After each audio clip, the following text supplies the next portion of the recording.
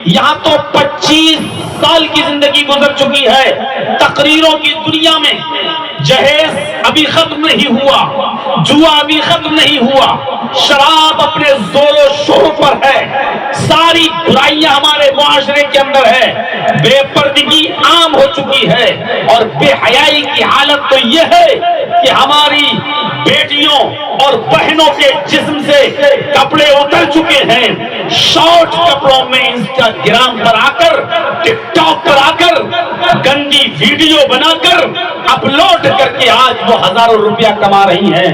और आओ हमारे लखनऊ की तरफ तो आपको बड़े बड़े हाजियों, बड़े बड़े नमाजियों, बड़े बड़े मुल्ला और मौलवियों की बेटियां भी जिनके सरों से दुपट्टे उतर चुके हैं, बेहयाई का लिबासा वो पहन चुकी हैं और लेगियों में, स्कर्टों में, ब्रा में और पैंटीज में वो अपनी इंस्टाग्राम पर वीडियो को अपलोड कर रही हैं। जब हाजियों की, नमाजियों की, हाफिजों की, कारियों की, मौलवियों की बेटियों का जब ये हाल हो तो फिर मेरे भाइयों उम्मीदें किससे लगाई जाएं और किससे उम्मीद की जा सकती है कि हमारी बेटियों को की इस्लाह को करेगा।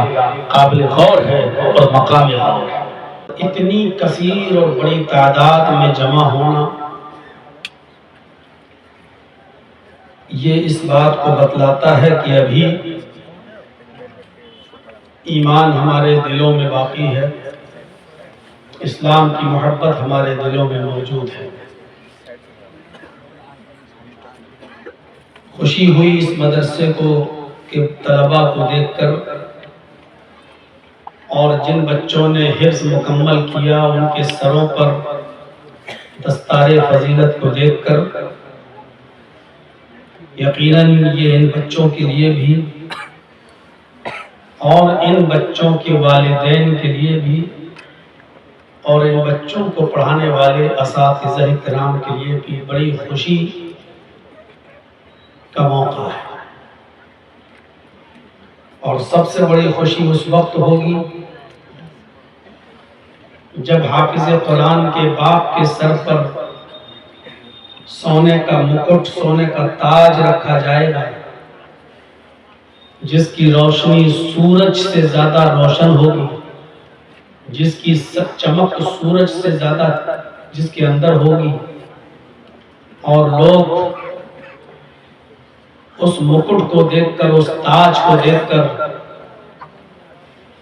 पछताएंगे और अपनी जबान से ये जुमले निकालेंगे कि काश मैंने भी अपनी औलाद को हाफिज़ कुरान बनाया होता, मैंने भी अपने बच्चों को कुरान की तालीम दी होती, तो आज ये एजाज, आज ये इज्जत, आज ये बुलंदी और रफ़ात हमको भी मिलती। यकीनन इन पढ़ने वाले बच्चों के पैरों के नीचे फरिश्ते अपना पर बिछाते हैं, समंदर की मछलियां इनके लिए दुआएं करती हैं, फरिश्ते इनके लिए दुआएं करते हैं। अल्लाह रब्बुल आलमीन से दुआ है कि रब्बुल आलमीन इस इदारे को हरा भरा रखें, इस इदारे को दिन दूनी रात चौगनी तरक्की अता फरमाए, असातिज़ा को उनकी मेहनत का अच्छा सिला और बदला अता फरमाए, और जो बच्चे इस इदारे से पढ़कर निकल रहे हैं उन बच्चों की तालीम इन असातिज़ा के लिए निजात का जरिया बनाए।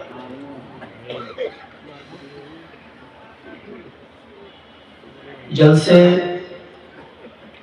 बहुत होते हैं और हो भी रहे हैं। तकरीबन 25 साल का ज़माना मेरा भी इन जलसों में गुजर चुका है। मुझे अच्छी तरीके से याद है,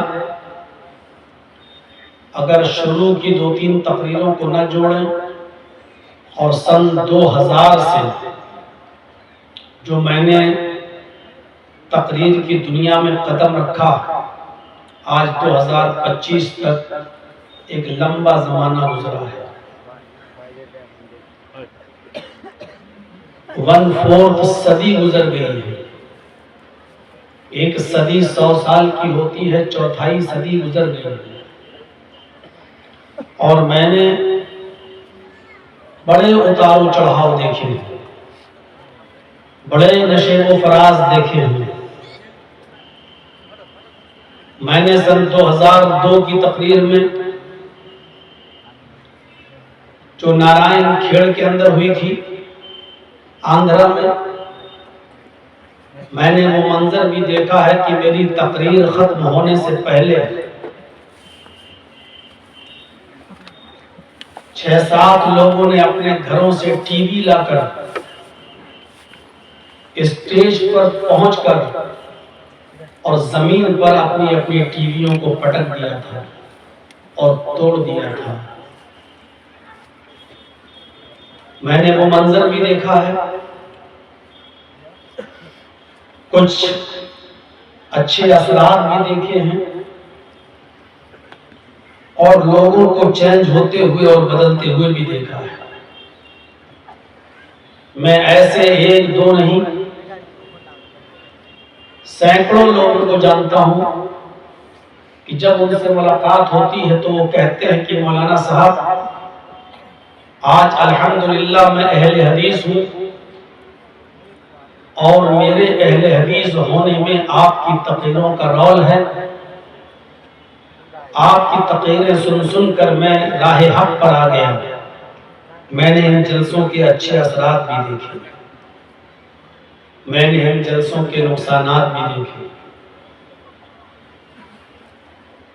जलसे अपनी जगह पर हो रहे हैं, लेकिन जलसों में मेले और ठेलों को लगता हुआ भी देखा।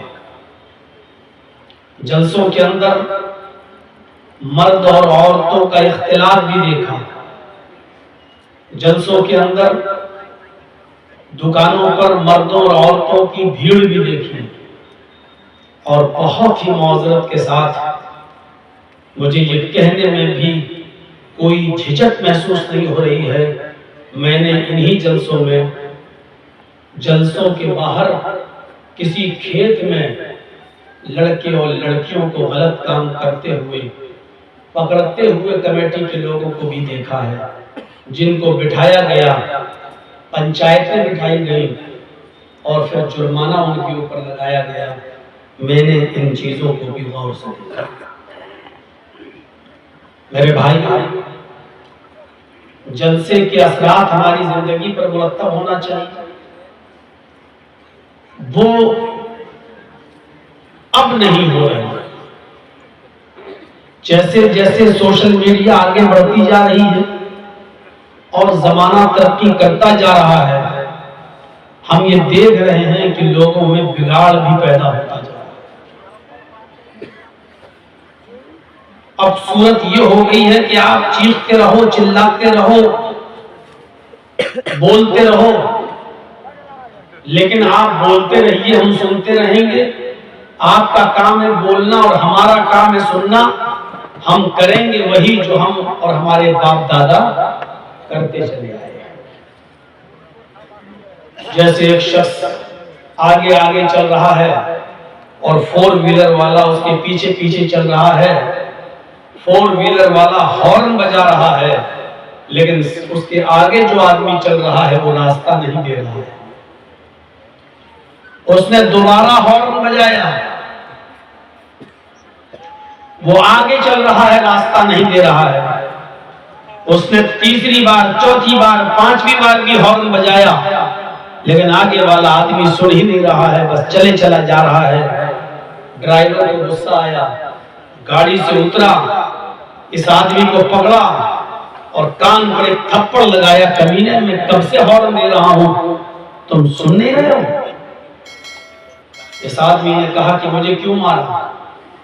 कहा कि मैं कब से हॉर्न बजा रहा हूं, तुम्हें सुनाई नहीं दे रहा है? रास्ते से क्यों नहीं हटते हो? उस आदमी ने जवाब दिया, भाई तुम इतनी जोर जोर से हॉर्न बजा रहे थे कि मेरे कान सुन हो चुके थे, मुझे सुनाई नहीं दे रहा था। इतनी जोर जोर से आपने हॉर्न बजाया कि हमारे कानों के पर्दे सुन हो गए, मुझे सुनाई नहीं दे रहा है। आप कितनी बार हॉर्न बजाया मुझे नहीं मालूम, मैं कैसे हटता जब मुझे सुनाई नहीं दे रहा है। इसी से मिलती जुलती कैफियत कुछ हमारी हो चुकी है। कितने मौलवी बोलते हैं, चीखते हैं, चिल्लाते हैं, कुरान की आयतें पढ़ते हैं, जहन्नम का जिक्र करते हैं, अज़ाब कब्र बयान करते हैं, रो रो कर जहन्नम के हालात का तज़किरा करते हैं, कयामत की निशानियां बताते हैं, लेकिन हम सुनाई नहीं दे रहा है हमें। हमारे कान सुन सुनकर पक चुके हैं। हमें पता ही नहीं चलता कि जलसों में क्या कहा जा रहा है। भीड़ तो होती है, लोग तो आते हैं, तकरीरें तो सुनते हैं, बातें तो सुनते हैं, लेकिन जैसे हॉर्न की आवाज सुन सुनकर आगे चलने वाले का कान सुन हो चुका, ऐसे ही मौलवियों, आलिमों, मुकर्रिरों, खतीबों की तकरीरें सुन सुनकर हमारे कान भी पक चुके हैं। हमें भी कुछ समझ में नहीं आता है कि हमें क्या अमल करना है और क्या अमल नहीं करना है। आज यही सूरत है। एक बीमारी है जिसको बोला जाता है डायरिया, जिसमें इंसान को लूज मोशन हो जाता है। जो कुछ भी खाता है वो पेट के रास्ते से बाहर निकल जाता है। उसको पानी की तरह लैट्रीनें होती हैं, और जो कुछ भी खाया वो बॉडी को नहीं लगता, उसका ब्लड नहीं बनता।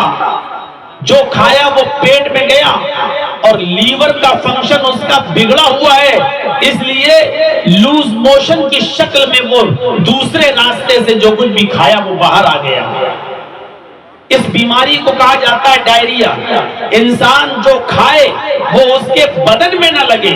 इंसान जो खाए एक रास्ते से और दूसरे रास्ते से बाहर निकल जाए, उसकी ताकत, एनर्जी इंसान की बॉडी में न लगे, तो इस बीमारी को कहा जाता है डायरिया। जिस तरह डायरिया में इंसान जो खाता है वो दूसरे रास्ते से बाहर निकल जाता है, हमें भी कानों का एक डायरिया हो गया है। हम एक कान से सुनते हैं और दूसरे कान से बाहर निकाल देते हैं। जर्जी साहब क्या बोल रहे हैं? हम एक कान से सुन रहे हैं, जलसा खत्म हुआ, दूसरे कान से हमने निकाल दिया।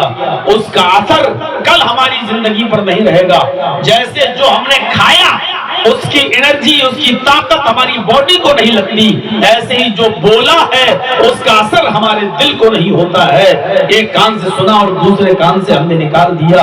हमें कानों का डायरिया हो गया है। हम सुनते तो हैं लेकिन उसको अपने दिल में नहीं बिठाते और उसके मुताबिक अमल नहीं करते, उसको अपनी जिंदगी पर नाफिज नहीं करते, बल्कि हम दूसरे कान से उसको निकाल देते हैं। मेरे प्यारे साथियों, यही चीज सबसे ज्यादा नुकसानदेह है। वरना अगर किसी इंसान की फितरत में जिंदगी हो तो 25 साल का जमाना एक जमाना होता है। इंसान एक बात ही काफी है उसकी जिंदगी के अमल करने के लिए। आपका कौन सा चैनल है? कौन सा चैनल का नाम बताओ ना। आपको मना किया, ये सब लगे हुए हैं, तो फिर सबको करवाने का फायदा क्या होगा?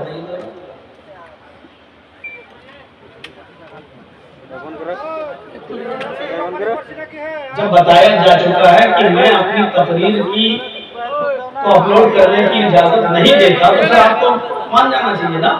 हर जलसे में आप कहीं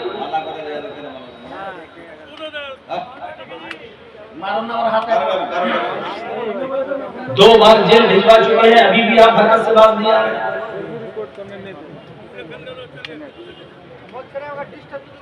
एक चैनल वाला तो आज भी यहाँ आया हुआ है, लेकिन इतना हरामी है वो कि अपनी हरकत से बात नहीं आ रहा। अभी कुंभ मेले पे मैं कुछ बोला नहीं हूँ, लेकिन वो कमीना, वो सुअर अभी भी डाल रहा है और यहाँ आया हुआ है। मैं जिस चीज पर बोल नहीं रहा हूं लेकिन फिर भी वो डालता है। अब जिसके हरामी पने और सुअर पने का यह हाल हो तो हम इजाजत देंगे आपको? वो बिल्कुल मुझे दोबारा जेल में भेजने की फिराक में है वो आदमी। वो कसम खा चुका है कि इस मौलवी को दोबारा हम जेल में भिजवाएंगे, लेकिन वो कमीना आज भी यहाँ आया हुआ है, आज भी बैठकर वो वीडियो बना रहा है और समझता है कि हमें कुछ मालूम ही नहीं है।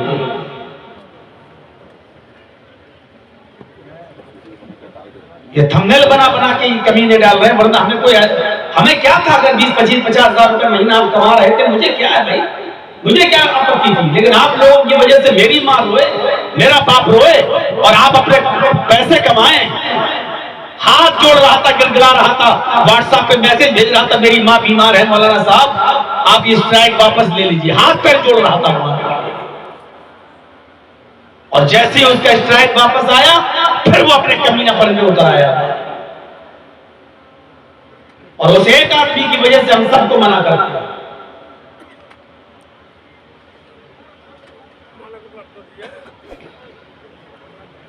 यहां नहीं तो फिर देखिएगा भुगतेगा वो आदमी, इधर नहीं भुगतेगा अल्लाह उसको अज़ाब देगा, अल्लाह उसको सजा देगा।